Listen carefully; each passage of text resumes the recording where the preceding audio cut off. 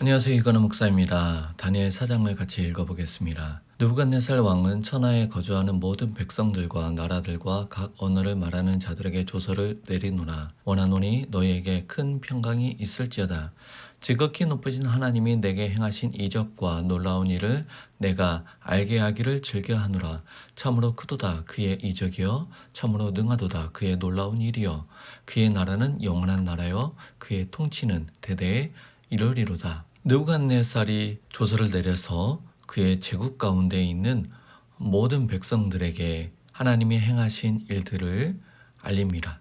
그리고 3절에 보니까 하나님의 권능과 그 나라를 찬양하는 모습이 나옵니다. 앞에서 일어난 사건, 그리고 4장에서 소개될 이 사건을 통해서 느부갓네살은 하나님에 대하여서 알게 되었는데 그가 예배자로 돌아섰다라고 보기는 어렵습니다. 왜 이와 같은 조서를 내렸는지 4절부터 나옵니다. 나 느부갓네살이 내 집에 편히 있으며 내 궁에서 평강할 때에 한 꿈을 꾸고 그로 말미암아 두려워하였으니 곧 내 침상에서 생각하는 것과 머릿속으로 받은 환상으로 말미암아 번민하였었노라.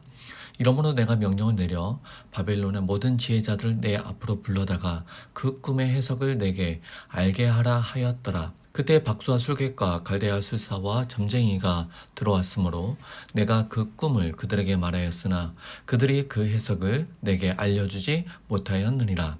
그 후에 다니엘이 내 앞에 들어왔으니 그는 내 신의 이름을 따라 벨드사살이라 이름한 자요 그 안에는 거룩한 신들의 영이 있는 자라. 내가 그에게 꿈을 말하여 이르되 느부갓네살이 또다시 꿈을 꾸고 그 꿈으로 인해서 번민하는 일이 발생을 합니다. 앞에서 소개한 꿈과 다르게 지금은 꿈의 내용을 기억하고 있는 상황이죠.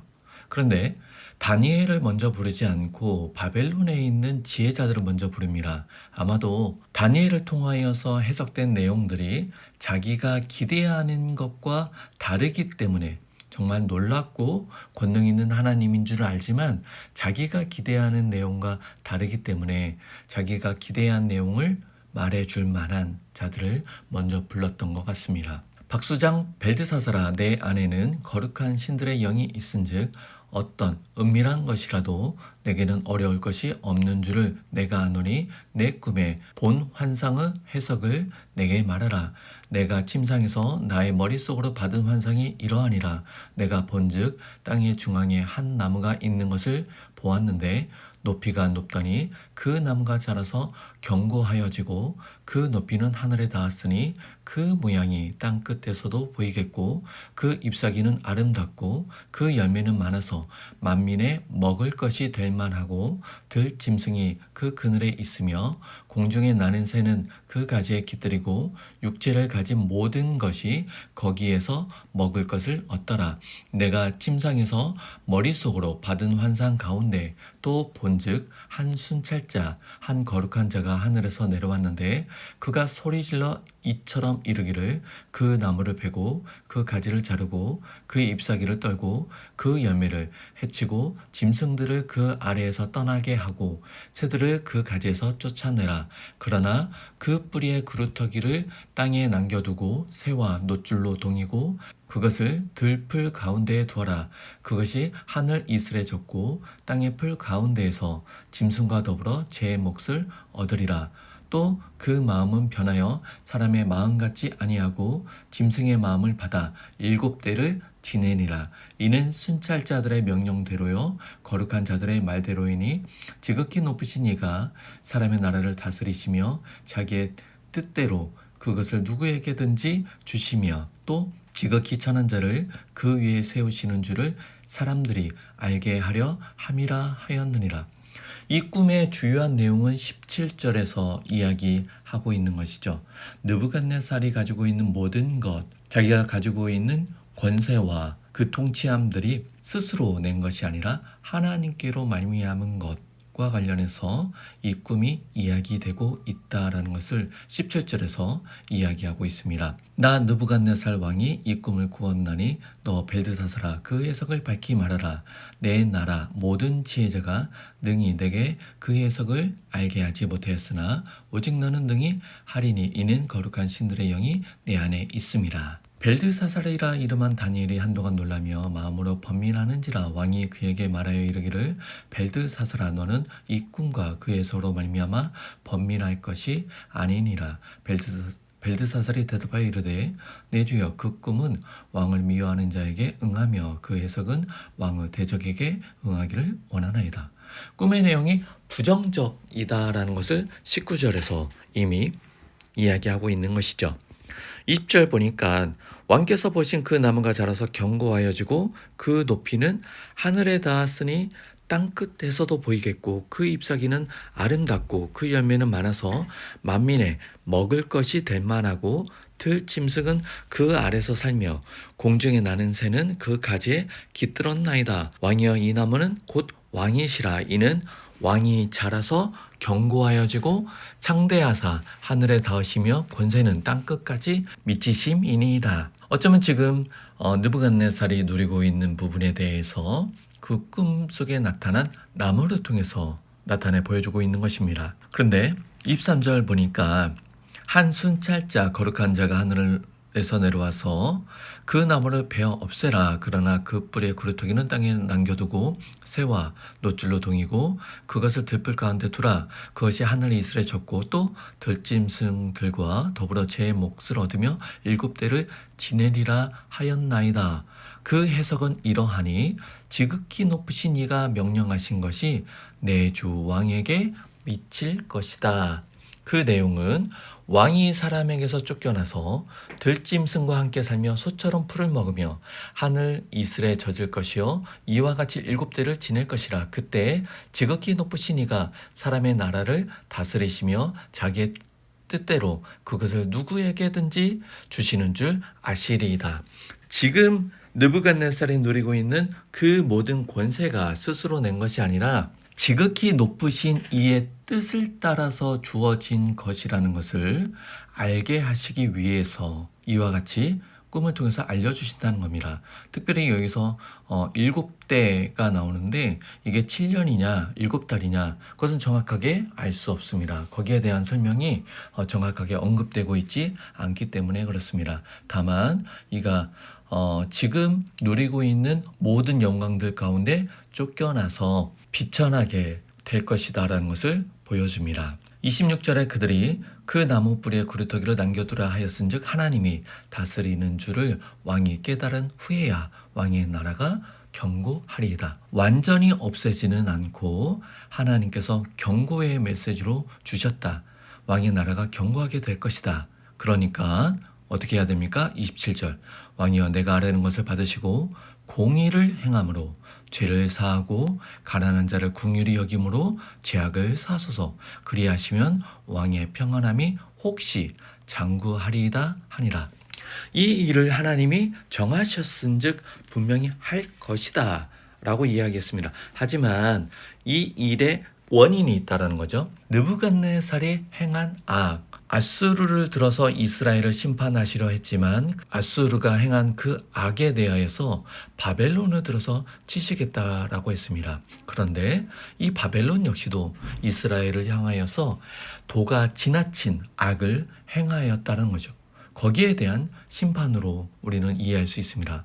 혹은 지금 포로로 끌려온 그 이스라엘 사람들을 향한 압제, 그 폭정에 대하여서 하나님이 경고의 메시지를 주시는 것, 혹은 이 7대라고 하는 그 시간 동안 느부갓네살이 그 왕권을 잃어버렸을 때 지금 폭정 가운데 시달리고 있는 이스라엘 백성들이 숨을 쉴 수 있는 그 기간을 주시지 않았나 여러 가지로 생각해 볼 수 있습니다. 28절 이 모든 일이 다 나 느부갓네살 왕에게 임하였느니라. 지금 사장을 시작하면서 하나님을 찬양하는 시로 시작을 했죠. 그러니까 이 예언이 실질적으로 일어났다라는 겁니다. 그러하기 때문에 그 하나님의 권능을 느부갓네살이 찬양을 했던 것이죠.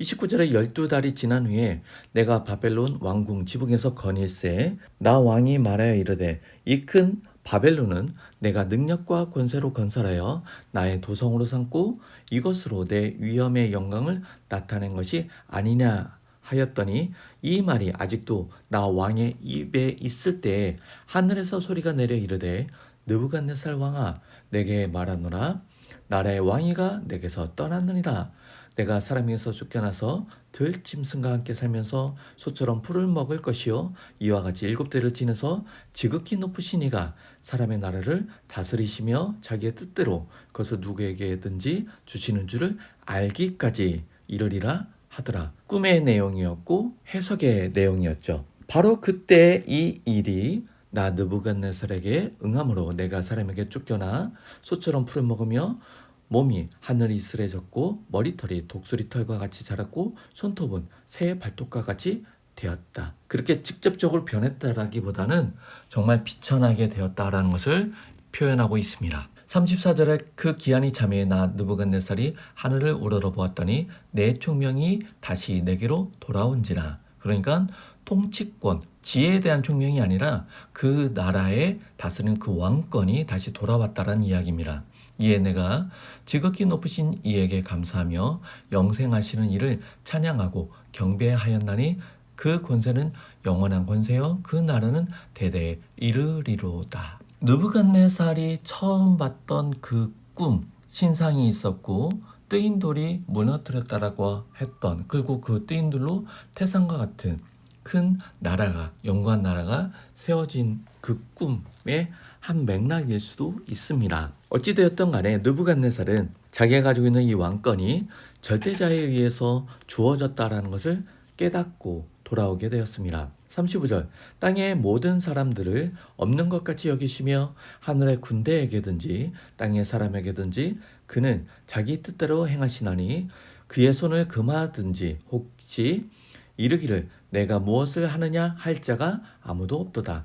그때 내 총명이 내게로 돌아왔고 또 내 나라의 영광에 대하여도 내 위엄과 광명이 내게로 돌아왔고 또 나의 모사들과 관원들이 내게 찾아오니 내가 내 나라에서 다시 세움을 받고 또 지극한 위세가 내게 더하였느니라. 그러므로 나 느부갓네살은 하늘의 왕을 찬양하며 칭송하며 경배하노니 그 일이 다 진실하고 그의 행하심이 의로우심으로 교만하게 행하는 자를 그가 능히 낮추심이라. 지금 이야기하고 있는 내용들 전국에 조서를 내려서 그 이스라엘의 하나님이 얼마만큼 대단한지 그리고 자기의 교만함을 꺾고 자기를 낮추시고 그 하나님의 섭리 가운데 교만했던 자신이 낮아지고 그리고 자신이 누리고 있는 그 왕권, 그 권세가 나의 것이 아니라 하나님으로부터 위임받았다라는 것을 깨달음으로 말미암은 조서와 또 그 시의 찬양의 내용들이 이 사장 안에 담겨 있습니다. 전국에 조서를 내렸기 때문에 포로로 끌려온 이스라엘 사람들은 이 내용을 듣게 되었을 것입니다. 나라를 잃어버렸지만 회복의 약속을 주신 그 하나님의 메시지가 다시금 떠올랐을 것입니다. 그리고 자신들의 범죄함으로 인해서 나라를 잃었지 하나님이 힘이 없어서 나라를 잃어버린 것이 아니었다는 것을 다시금 깨닫게 되었을 것입니다. 느부갓네살 왕이 이러한 하나님을 예배하는 예배자로 돌아섰다라고 볼 수는 없다고 했습니다. 왜냐하면 하나님의 그 권능을 그 나라를 찬양하고 있음에도 불구하고 이가 행하고 있는 어쩌면 하나님께서 단순하게 느부갓네살의 교만함 때문에 이 일을 행하셨다라고 보기보다는 이스라엘을 향한 도를 넘어선 폭정, 압제에 대한 심판이 담겨져 있기 때문에 느부갓네살이 하나님을 예배하는 자로 돌아섰다면 그 나라에 있는 신상들을 허물고 그리고 회개하는 내용들이 이 안에 담겨져 있어야 되겠죠. 하지만 그러한 내용이 담겨져 있지는 않습니다. 하나님을 아는 것 그리고 그 아는 지식이 참되게 회개하며 하나님을 예배자로 인도하는 것, 이 간격이 있다는 것을 우리가 잘 알면 좋겠습니다. 오늘은 여기까지 하겠습니다. 감사합니다.